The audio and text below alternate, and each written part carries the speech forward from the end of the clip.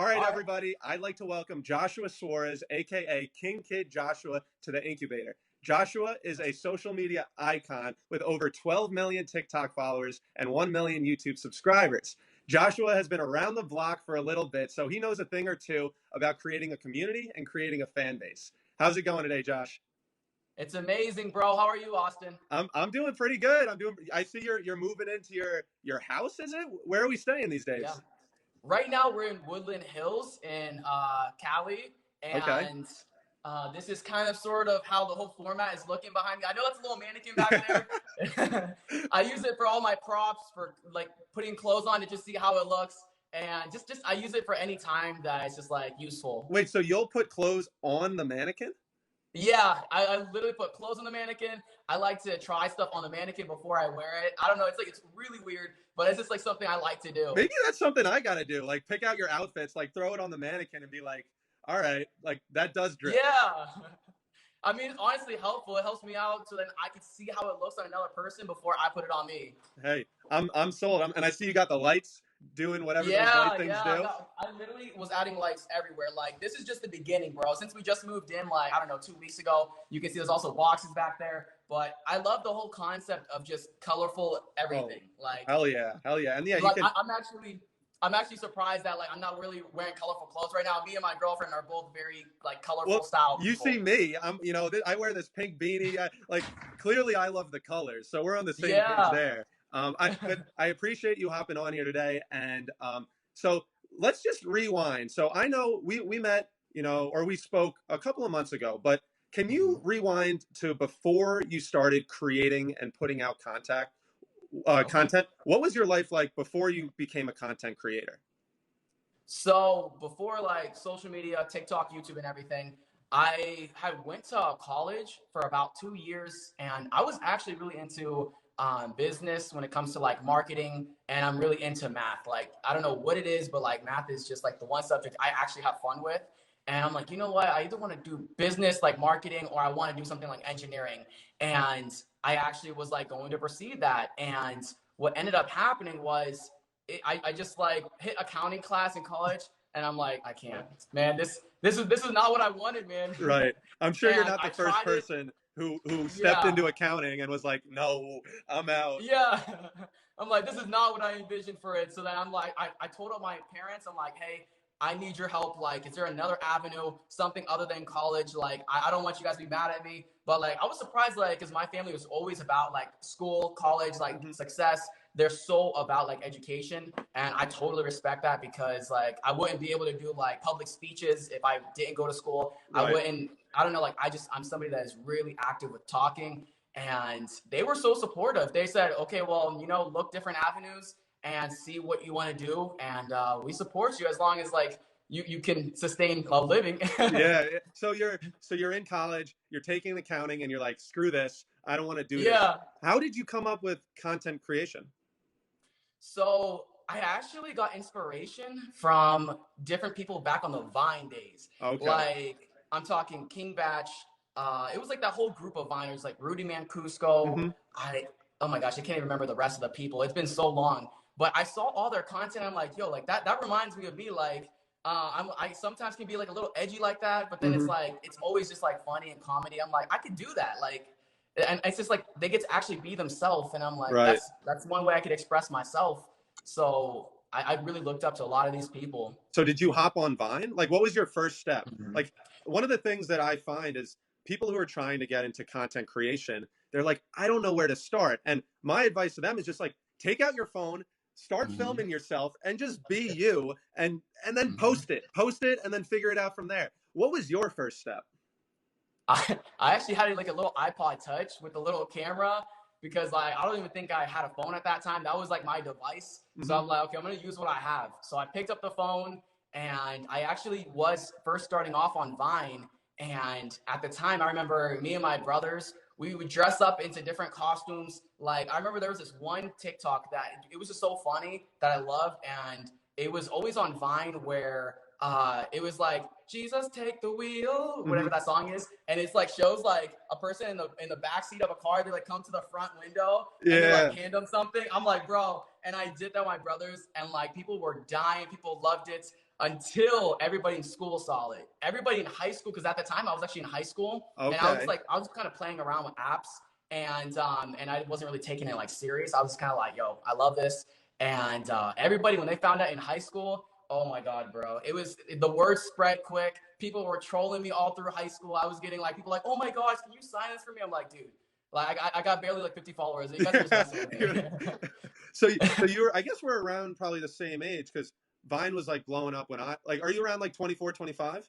Yes, yeah. Okay, yeah. So because we were in that same age bracket, so you make this Vine, Jesus take the wheel. It does well, and now in your head, are you like, I might be onto something? When did that that switch flip where you're like, this could be a little bit more than me just fucking around with my boys or like my brothers taking the wheel? It started noticing that like this can be something when I first saw that like King Batch was doing like I don't know if it was like Quizno subs video and like was getting paid for it and said ad. I'm like, wow, so like brands actually like pay creators to do this. And I'm like, okay, so when I noticed that video go viral and I saw like a couple verified people comment, I'm like, wait a minute, this is something where I can maybe get a brand deal too. So when that was like one of my first viral videos, I'm like, I'm just gonna keep sticking to it and just like kind of see what happens. So you're in high school. You make this. You're like, okay, there's a potential for this. You go to accounting. You say, screw this. In the background, were you creating content and or like still? And then so you kind of had this thread moving in parallel, and it wasn't like you had no idea about how to create content. You had already established yourself a little bit. Actually, what happened was like since I was in high school, I wasn't really like able to like handle like if anybody like left hate or anything like that. I was never used to it because it's like I don't know, you hop into something and obviously you're gonna get hate. And I at the time I was like, yo, I can't handle this. Like it got to a point where like when videos started going viral, I noticed that's when I was getting the most haters. And I'm like, why are people hating? And I remember when it was like senior year, school was like getting ready to end. Like people like my school were like always hating on me. Were like people would actually come to my house, like throw eggs in my house, and I'm Really? like, okay, yeah, it was bad. It was really bad. And I was like, okay, you know what? I'm gonna take a break. That's it. And I'm like, I'm done doing this. I can't handle social media. And I actually put it on pause for like I think 2 years because I remember like I was senior year in high school, I was doing it, and then I stopped for a period of time, and then it was my second year in college where like once accounting class hit, that's when I was like, all right, I can't, I can't. Is there anything? Because you see this a lot in content creation, and I'm sure as your accounts have grown, it's really only gotten worse. When you were in high school, and then versus when you were in college, did anything change where you were able to put the hate aside and be like, this is what I want to do? How did you either internalize it or how did you handle and get over that emotion? It was actually like, 'cause I would see and listen to music from like XXX Tentacion, and I would like hear inspirational quotes from people. And I remember a lot of them, they would get hate too. And I'm like, how are they doing it? And for one, I know that they would always say that if you don't have haters, then you're obviously doing something wrong. And then another thing was that they had said that the ones that are going to hate you the most are the ones that live in your area. And it always comes down to people in your own hometown can be the ones that are your biggest haters because they see you moving up. And when I started like really like focusing in on like these different quotes, I'm like, you know, I'm gonna live by that, like, and know, okay, it's gonna happen. And like, I remember like posting on my story, I'm like, all right, you know what, guys, whatever you want to do it because now it's like I wanna learn. I like, Hmm. you know what, I want you to give me hate because it's like it's gonna feed me, it's gonna like teach me. And I remember I would just like do like occasional videos on my Instagram, like the dumbest stuff where me and my brothers would just be like dancing and we don't know how to dance, bro. And I know like people would hate on us. And like little by little, I would just start noticing like I cared less and less and less to a point where like I had like a stone cold like heart where I'm like, okay, I don't care. And do you think that so you were able just over time, you're listening to these inspirational people, and I think when you hear them talking about it, the reason why it resonates is because there's truth to it, and Yeah. that's why it hits home. And XXS, I love all of his songs, and hearing him speak about it, and I forget who said it. I'll send you the meme after this, but it's like a cat bobbing his head. It's like if you ain't got no haters, you ain't popping. and it's like a cat Yeah. like this. I'll send you the meme later. But All right. what you were saying, it's like, it's just, there's truth to it. So what now you're saying, screw this. We're going all in. I'm sending it. Once you said we're sending it, what was going through your mind, and how did you make that leap from, okay, Joshua is a creator versus, oh, like Joshua is a creator type thing? Yeah. So I actually had noticed that there was people in my area who were also doing like content, like they were filming YouTube videos, they were doing Instagram posts, and like at the time TikTok wasn't really a thing; it was Musically. So Mm-hmm. like those were the two main big things. And I would notice that my one friend, he's my friend now, his name is Skin Freak, and I was like, bro, like how are you doing it? Like what is it that's making you do it? He's like, oh well, I honestly I don't know, just live my life. And I'm like, oh, I love your Skin Freak voice. yeah, yeah. That's literally how he is. Like, he's kind of just like very mellow. He's like, I mean, I don't care. I'm just vibing. I'm like, yo, I want to be like you, bro. And he's like, yeah, honestly, like what I do is I just do what I want to post, and then I don't even look at the comments. I'm like, but like, I don't know, like, is that like smart? Like, what if somebody says something like may try to offend you? He's like, that's why I don't look at it. I'm like, okay, that's kind of genius. And I'm like, all right, you know what? I want to hop on it. And I remember he would give me some advice on to like what things I should do and what things I should avoid. So then like people don't try to like come at my throat like other creators or like YouTubers. And honestly, like that's something I gotta say I learned a lot from was like him, and then watching like other YouTubers, like because I would even like Google like how to do YouTube, because it's like it's just, to me, it made no sense. I'm like, how could you just grow? It just doesn't make sense. Mm-hmm. And like how could you go from 0 followers to like 1 million or anything like that? And those videos actually did teach me, and because I don't believe in like paying somebody to then teach me. I'm just like, okay, if I can find it on YouTube, then I'm just gonna do that. Right. Use the tools around you. So you Mm-hmm. basically just leverage the tools that you YouTubed how to YouTube. You found some Mm-hmm. good videos, and then when you were starting, was there any things that you found really worked versus something that didn't work? I noticed that one of the biggest things that actually did work was having videos that are consistent like through the entire video, engaging and like it's very like encountering with the people. It's relative to what people can say, oh yeah, I agree with him. And like it's good quality, because YouTube, you are really competing. And I gotta say, out of all platforms, it is the hardest, because you got people who are the top dogs and you're like just starting. But the one thing of advice that I did notice that didn't really work for me, because the algorithm changed, would have to be the whole thing of saying like subscribe, like, comment, because like I would notice like when I would like basically ask people for that stuff, that's when they were kind of like, I don't want to do it unless like I genuinely like the Right. video. And like another thing was like YouTubers would say like, oh, put this hashtag, put discovery this hashtag, and I just never noticed like I didn't pop up on any of those like search engines. I just Mm-hmm. noticed it just looked like spam because it wasn't even like related to my videos. So I just started like basically grasping like different things that, okay, this YouTuber was kind of on point with this working, and I would just like take different things from each creator and then just kind of pilot it on what actually worked for me, Mm-hmm. and then I was just rolling with that. That's something that because I'm trying to grow. I'm at like 95,000. I'm trying to grow Dang. my accounts just like you were trying to do that. And one thing that Yeah. I keep coming up is this idea. It's called songbirding. And basically, you go to like Twitter, you go to YouTube, and you're taking notes. And because content creation, people think that it's entirely unique, but you're taking from other creators and you're making it your own version. So you don't have to reinvent the wheel because there's so much content out there. Like you Mm-hmm. can learn from others, and there's no reason you have to try and figure it out by yourself. So as you said, you watched some YouTubers and you took notes and you're like, oh shit, that worked. Oh shit, that worked. And then you made like the Joshua like pizza or whatever the hell you made Yeah. it. Like, Yeah. so now you're creating, you pick up this YouTube algo, and one of the things that creators have difficulty doing is making a business out of it and monetizing, or well, also growing their fan base. So do you have any pointers on people trying to grow, and then once it's time to monetize, how to properly do that?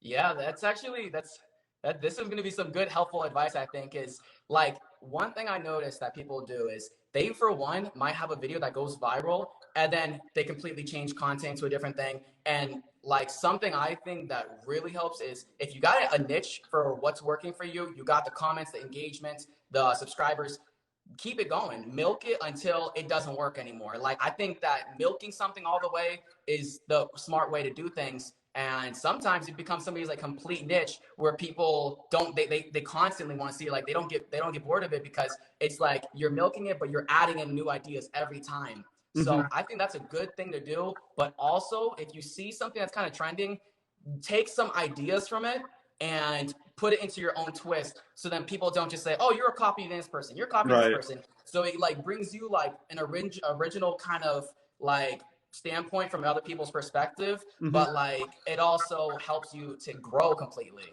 Hmm. One of the things that I struggle with personally is identifying this niche. Like I make a lot of crypto content, and Yeah. that's a niche. But Austin, mac and cheesy, whatever you want to call it, I like real estate. I like programming. I like e-commerce. I like all Yeah. these different things. But so I want to post about it. I want to post about it, but so I don't want to niche down, but I'm having just a challenge of identifying this niche. Any tips on finding what your niche is and then being able to satisfy maybe some of those other interests that you have? Yeah. So I would have to say that when it comes to like a certain space on something that I want to do, I notice like lots of times I'll see people's videos and it may not perform that good. Like it may not. It just kind of seems like they're all too relative in content, and I notice that they may like average the same amount of views.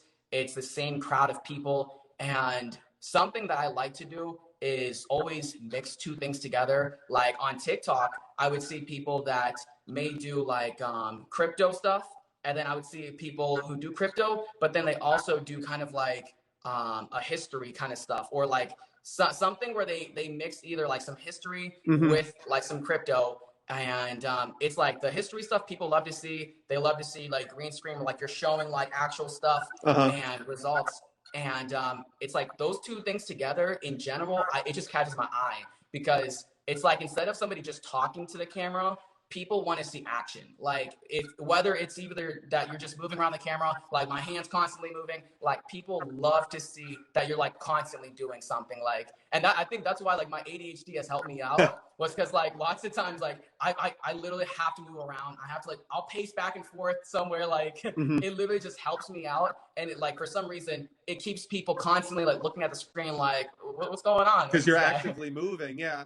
Mhm. Your content, because I watched a bunch of it leading up to this, and you're moving. I mean, and it's the same, the energy just from this conversation, it's it's just organic, and that Mhm. comes off in your videos, because now we're having this conversation and I'm like, that's the same dude. Like it makes sense why his content's like that. And I thought you had a great point there about your niche, and then but also like veering off it. So you said the history person who did a little bit of crypto, and now for Mhm. what I was just kind of explaining was, okay, I might be crypto, but maybe I find a way to do an e-commerce, tie e-commerce into crypto. So you're not Yeah. getting away from your niche, but you're able to make videos on this, and you're able to kind of tackle your interests as a creator, but also satisfy what your viewers want to actually Mhm. see. So personally, I wrote that one down. I'm going to take that one away from here for sure. Um, Yeah. so you find this niche, you find what works, what doesn't work, and now you're creating this business, creating a way to actually make money. One of the things that I notice, and this is part of it right now, is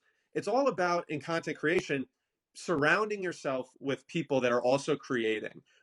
What have you found from the importance of actually networking within the content creator space? So something like that I've really noticed is like there is like always it's cool. It's always like kind of like a clique of different kinds of people in all Hmm. these different spaces.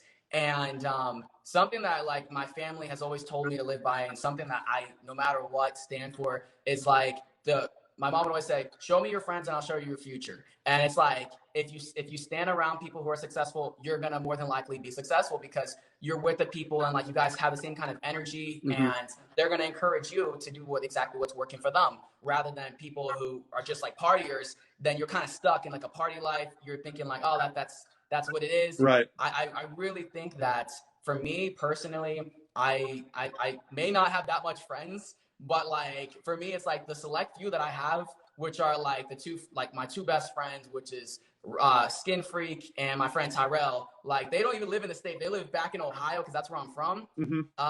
They constantly, like whenever we talk about basically how to help each other out, how to lift each other up. Like my friend Tyrell talks about like how can I succeed on e-commerce, and like I would give him some pointers. Like when it comes to e-commerce, like there'll be people that just be like, okay, there is like they'll just like talk about products, but people don't really care to see about talking about products. Like it's about like showing it in action. Like how is this product going to benefit people? Like show the purpose of what it can do, but don't make it so much of an ad. Make it more like it's something you use on a daily, because people get driven away if they see like, oh, it's just another ad. He's just probably paid to do this. Like they want to see like you're enjoying it. And that's what I like about being a part of this group, because we literally like all help each other out.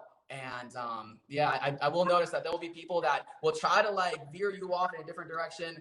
But I don't know. I think it's important really to know who you're surrounded by. So you have this tight niche group, and that they're the extended family. That's kind of who you look at. Now, is there any other creators that, because I see sometimes, you're making these cross collaborations. What are the other creators that maybe some of your other favorite creators, and what you've seen from the benefits of working with these other creators? I would have to say, so back in my YouTube days, something that like kind of inspired me and like helped me out when it comes to like seeing people on how like I want to live like that. I'd have to say that there was like two different kinds of people. I remember there was one friend of mine, and he's still pretty cool with me. His name is Book of Ken. And then there's another one who was Wolfie Raps. Now, Wolfie to me was more of like a crazy dude, challenge. He liked to go out and have fun, party. And then my other friend, Book of Ken, he was more of the kind of guy that was like business. He had like merch. Him and his girlfriend grinded on YouTube. And I'd have to say, when it comes from like really choosing sides on like directions and stuff, like I don't know. I've had so much trouble sometimes because it's like I want to have fun, but I want to work at the same time, and that's where it'll like pull me away from what I want to do, because sometimes I get confused and I'm like kind of lost. And when you're not really sure how to kind of work in this area, whatever it may be, you're a little bit confused. Now, I guess that comes to your vision, or where you vision these things going and what they're becoming. I know you mentioned e-commerce. What is kind of your big picture vision on where you want to take this creation? So it's crazy you said that, because my mind is in like a million directions, bro. Like I'm starting up a Twitch. I'm hopping back on YouTube.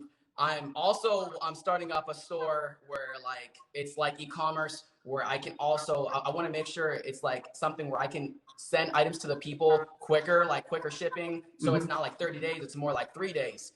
And I also am into the whole crypto space, where I want to start like, I don't know, veering in like a direction that there's some new crypto stuff coming out, but I can't say it just yet because it's like a new kind of business that's starting up.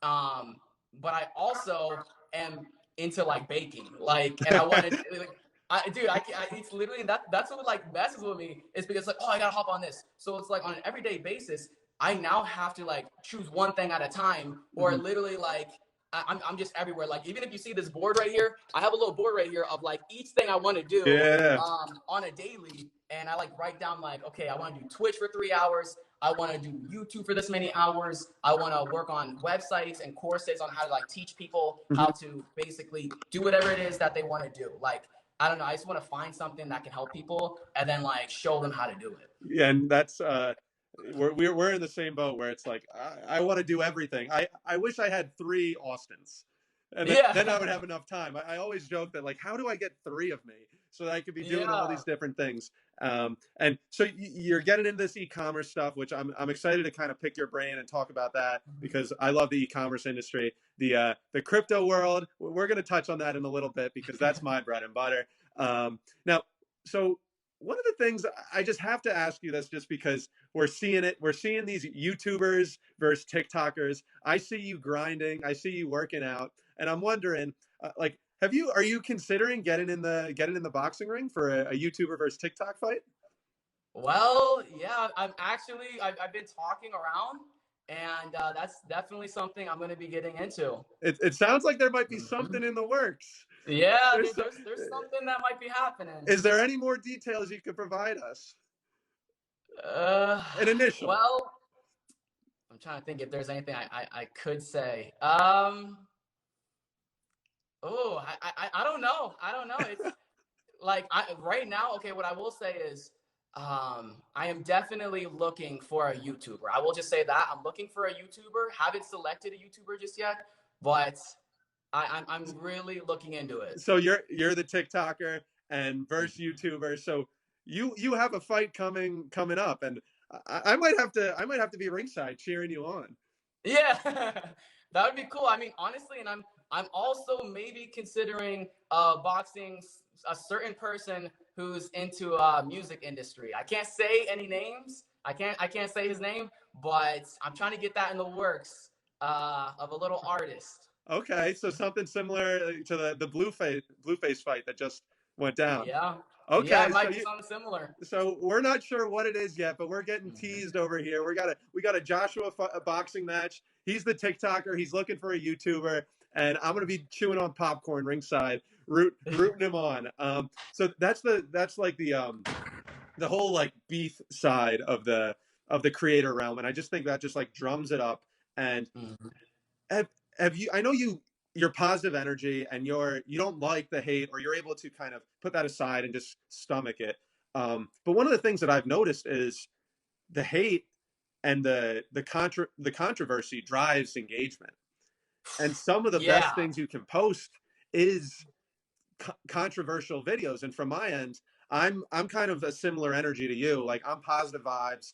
I don't want the negativity near me, but I've made a couple videos that were pretty controversial.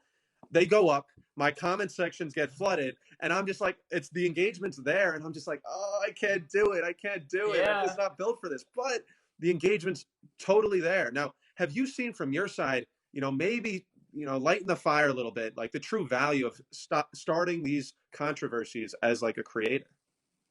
Yeah, I've actually noticed, like, for a lot of people, especially like on the TikTok realm, a lot of them will be on, like, I don't know, like TikTok T, like all these Instagram pages, and they just get posted throughout all these different things. And I noticed that they're gaining followers from it across all platforms because people are so engaged on like wondering like what happens next, what's about to go down. Like, people are so intrigued by that. And that's something that I've been thinking, like, okay, like what can I do that's not going to cancel me, but it's going to like allow me to like kind of stir in a little bit of making people want to see what's going down, what's happening next. Yeah, that's because it's a fine line. You said it. It's not going to cancel me. Like, you don't know for certain before you, especially if you do whatever you do. And it's an interesting thing because, maybe I can start doing that a little bit. Maybe, it's like flexing that content creation muscle the same way that you experiment with different videos. I think we have to flex it a little bit in the controversy side, like embrace it a touch and be like, all right, like, I know that might be a little edgy. Like, maybe I put this clothes on the mannequin. Maybe I throw the pink beanie on the mannequin. That's going to get the people going, whatever it is. And drum up this kind of controversy. Now, one of the things you mentioned is crypto. And obviously this excites me. This gets me going. And what excites you about the crypto world? I gotta say, the idea of being able to choose where my money goes and to like, I feel like money in general, cash is not something that's always going to be there. And I feel like with the way of the circulation of everything, crypto just makes the most sense. And when it comes to crypto, I love the idea of using your money to multiply it and reinvest it into yourself. So it's like you're not just benefiting yourself, you're benefiting your family, and you're trusting a certain source Mm-hmm.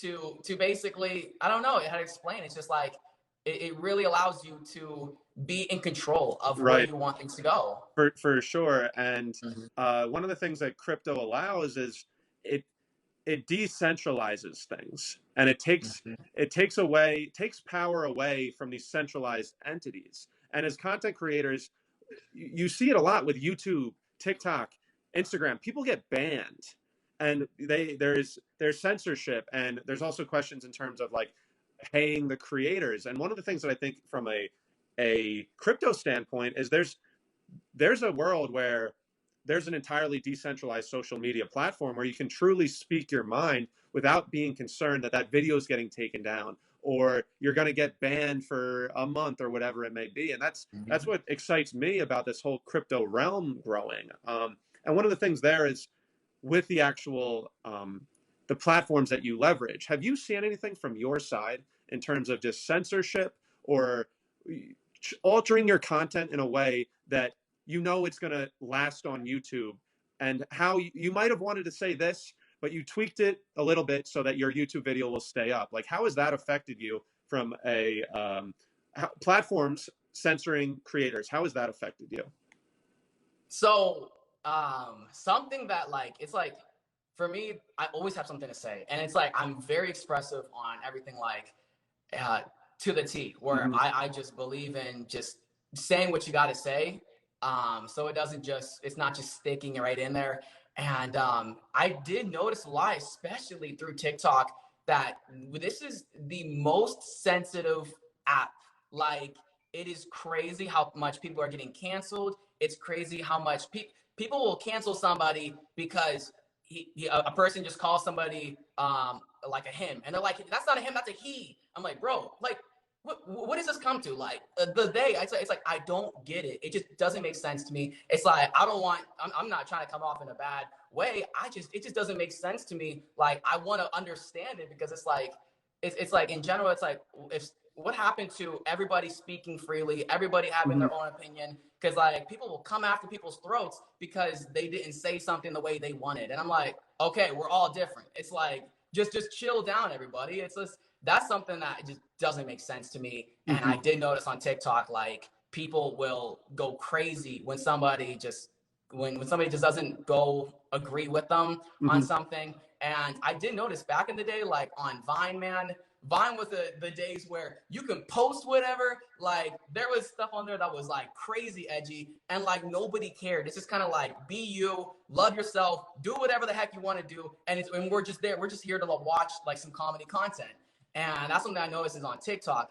It's Mm-hmm. like you got every crowd from like the people that love the content to the ones that are just ready to just take you off the platform. And Yeah. yeah, dude. And I I think it's lazy from like a viewer's standpoint, because kind of the example you had said, the intention is just to we're just having fun here. There's no malicious intention here. And from a just a viewer that lazily just think that you're trying to do something else, or you're trying to be mean or disingenuous, or it's just lazy. And I think it is frustrating from because we're not trying to say anything negative here or whatever it may be. We're just having fun at the end of the day. that's yeah. that's what it all is, and you're having fun, and like that's that. Now um we touched on kind of the future, kind of your visions, how you're working on this big board, this house that you moved in. Is this designed to be like a hype house-esque? I would have to say it's like it's a little more of a like a calmer version of the hype house. Like the hype house, I hear that they got parties every day, that everybody's just kind of doing whatever, like stuff that I can't even mention on TikTok Yeah. Live. They're just all out crazy. And I would say like this house is a content house where like everybody all comes to this house, and the agency they're a part of it. Like we're a part of an agency, and they allow us to be here, and we just create content. We work our butts off. Like this is more of like a house of like if you want to work, then this is the house for you, because it's like everybody here wants to like take like the next step up and like level up and everything. So How does yeah. that work? So you're in a house right now, and the agency pays like the rent, and then you get to live there, but they get like a portion of your. How does that work? So it's like I don't know how I guess I'll keep it more like simplified because I don't know like how much I'm allowed to say. Right. Yeah. But Don't say anything that might get you kicked out of the house. yeah, but it's just more of like we they tell us like requirements on like, and it's an amazing schedule. Like they lay it out flat. Like, okay, you need to post as much on Instagram, TikTok, YouTube, your Instagram stories, go live this X amount of times, and we take this percent of whatever you get from if it's a brand deal or something like that, and we basically cover you guys. And I gotta say, out of every like agency organization, because I know there's a lot of other like houses out there, but it's madness because like there is no like order. And when it comes to this agency, there is a lot of order. Mm-hmm. Like they lay it flat of like, okay, this is what you need to do, get it done. If you're gonna mess around, like F around or whatever, then That's kick rocks. That's kind of cool because that's something I've joked about it just for not necessarily content creation, but like the incubator started because me and 4 or 5 other guys, we lived in Austin, Texas. We lived in a house, and I wrote on a big whiteboard. It was like the incubator core values. This is like before I was really on TikTok, and it was like, if you're not ready to improve mentally, physically, spiritually, emotionally, sexually, like a joke, but like that was the idea. Like, yeah, we're here to work. We're here to level up. You said it. You said it best. You're here to level up, and the structure is awesome. So this agency specifically has put together this structure for this growth. What are the other agencies like? Like, is Hype House ran by an agency? I don't know like the exact things. I've just heard that with the Hype House, there it's more of kids running the whole thing, like specific kids who are a part of it. Okay. That kind of makes the decisions on different things going on. They choose what to allow and what not to allow, and sometimes that can be good because it's like a creator knows best, but it's like in some cases it's like you need somebody who knows business, who can not just be like another creator, but it's like it would be the third person to kind of just lay things flat, like, okay, this is what needs to happen. Mm-hmm. And I feel like that's what will allow like a lot of I don't know, more of like a schedule rather than just being like, oh, you're just another creator, I don't want to listen to you. It's like, yeah. Now it's like you're actually listening from people who like know what they're doing, because like at the end of the day, it's business, you know? At the end of the day, it's about excelling not just for yourself but for the business, for them. So it's like it's really like a group project rather than just one creator telling you, hey, I want it to be like this. I can see that. And it helps with the accountability aspect of it. And so whereas these other houses, they're one guy renting the house, whatever it is, inviting these people in, and now it's a bunch of people our age, and we're getting drunk, we're doing whatever, and it's a bunch of people living life, which is great, which is amazing, but you need that accountability aspect. So whether or not it's another creator who's in the other house who's kind of cheering everyone on or whatever, but sometimes you need the business that's like, yo, Joshua, like, why are you sleeping till 10 a.m.? Like, you should have been on Twitch at 8 a.m. Like, what's good, bro? Like that helps.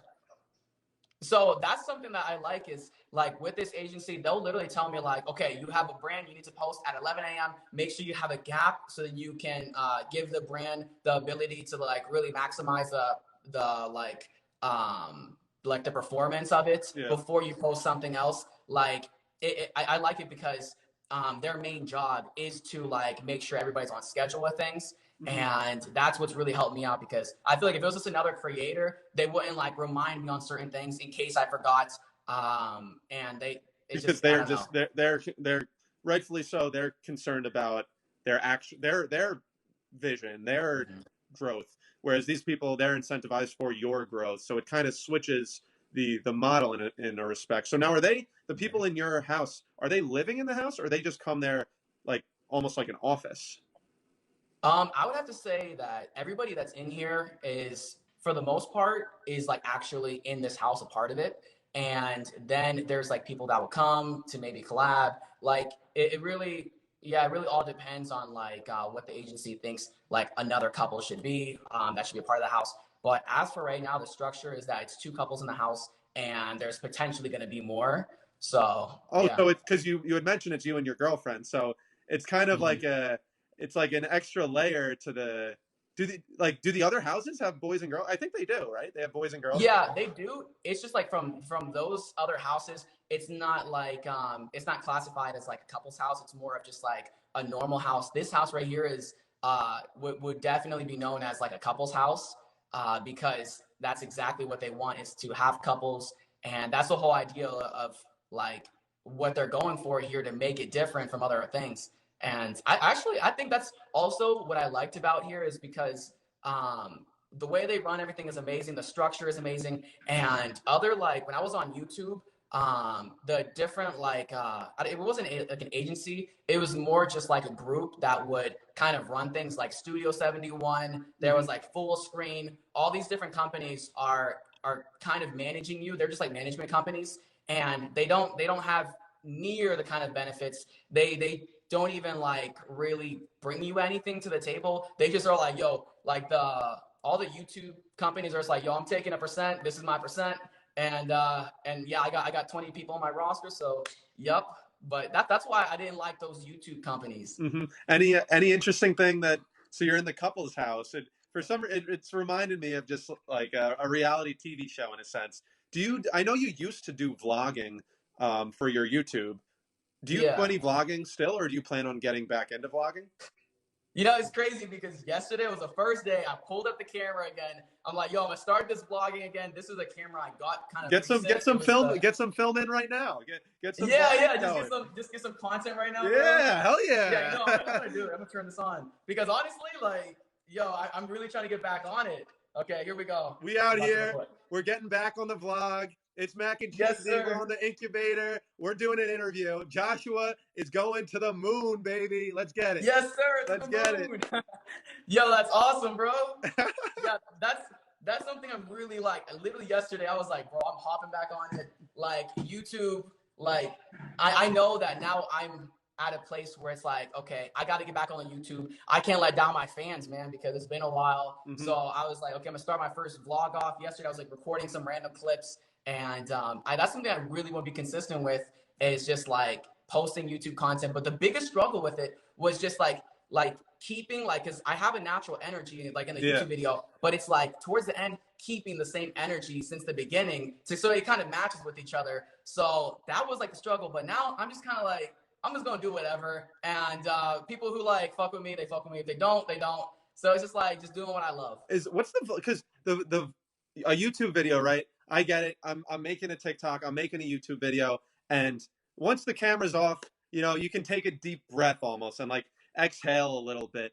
Um, when you're vlogging, I've never truly done it, but how is that from just like a mental standpoint? Because the vlog is effectively part of your life. That's what it is. So you're filming your life. How does that affect you mentally?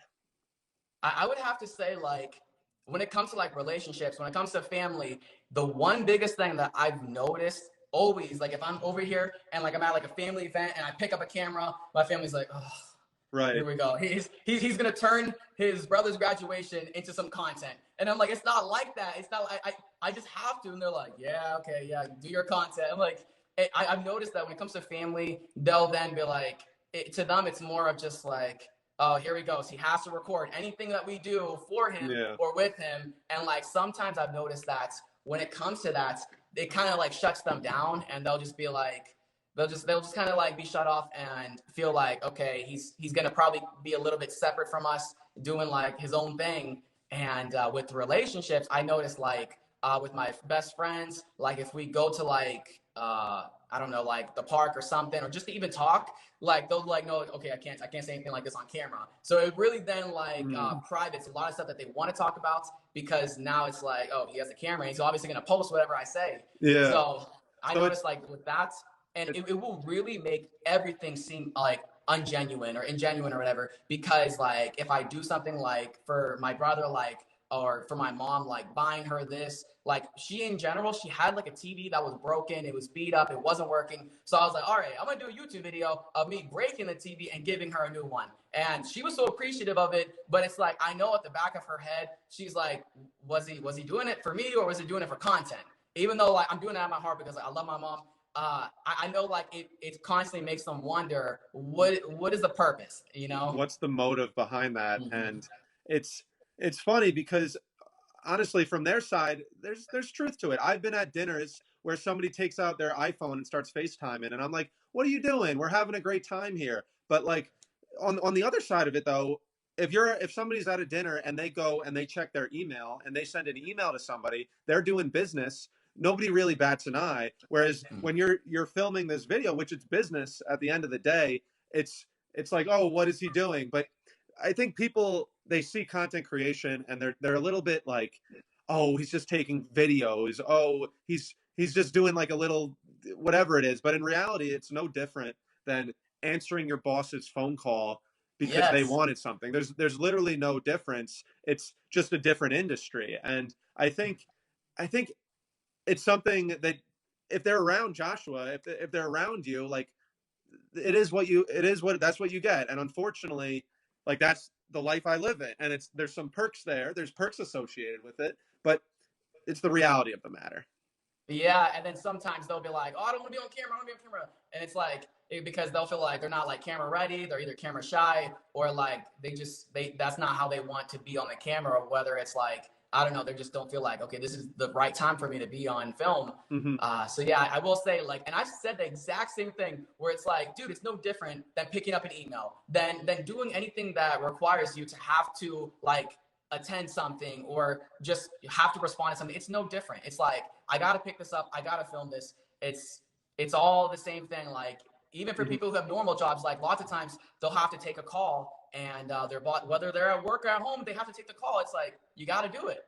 Mm-hmm. And it's really no different. But I think maybe as time progresses, we're going to see people a little bit more okay with it, just because it's social media, and I think just more people are getting into it. But yeah, it's definitely it's content creation.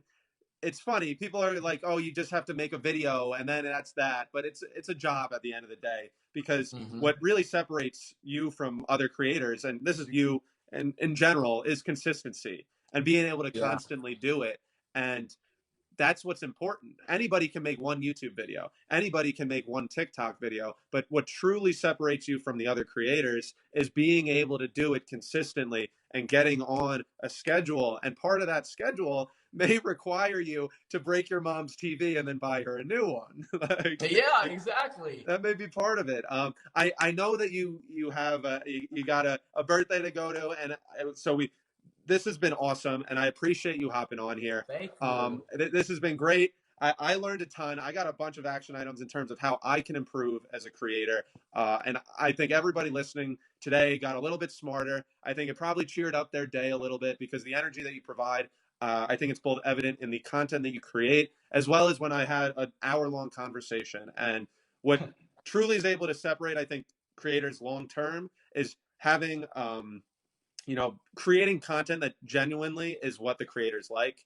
And I think from what you create to kind of what I was able to pick up from this conversation, I know we're not in person, but it truly seems genuine. And I think that's a sign that you're about to level up, and you're in the right spot. It seems like you got everything's in line. It now comes down to the work. So I'm excited to kind of see how you grow. I'm excited for all that. I'm excited to see how you incubate, how what comes from your end. And I'm hoping that we can kind of continue this line of communication and chat offline, maybe not when we're filming, because I think there's a lot we can learn from each other. So I appreciate it again for hopping on. Thank you so much, Austin. I appreciate you, bro. I want to see that meme too. Send me that meme. Yeah, I'm not gonna, dude. I last story. So I played basketball in college, and we had this was like one of our songs on like our warm up playlist. And the funny thing was it was from this cat meme, like, "You ain't got no haters, you ain't pop." And so that was on our warm up, our playlist. So when we were doing our drills, like the whole team would just be like, "You ain't got no haters, you ain't," like doing the cat meme, like in basketball warm ups. I'm gonna send it to you. I have to go through my archives wherever that is, but I'm gonna let you go. Thank you, and we'll talk soon.